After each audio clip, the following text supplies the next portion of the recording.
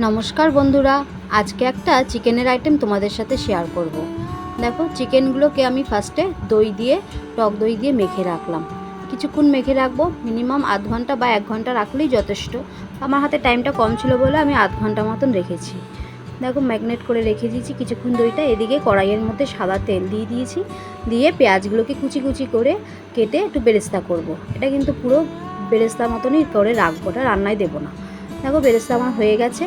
এদিকে যে দই মাখা চিকেনটা ছিল তার মধ্যে আমি একে একে মশলাগুলো সব দিয়ে দিয়েছি।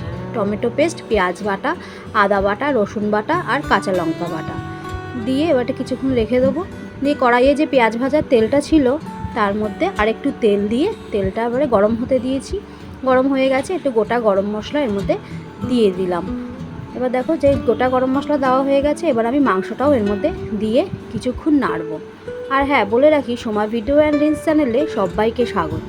এদিকে আমি একটু পোস্ত আর কাজু বাদাম ভিজিয়ে রেখেছিলাম, সেটাকে এবার একটু পেস্ট করব। পেস্ট করেও রেখে দিয়েছি। দেখো, এবার মাংসটাকে আমি কিন্তু একটুও জল দিইনি, যেহেতু আমার দই দেওয়া ছিল তার জন্য জলটা আমার উঠেছে।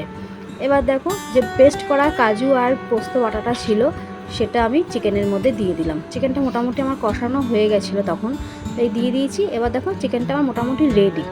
এবার একটু নামানোর আগে কি করব, একটু ঘি দেবো। একটু ঘি দিলে খেতে বেশ ভালোই লাগে, স্মেলটাও ভালো আসে।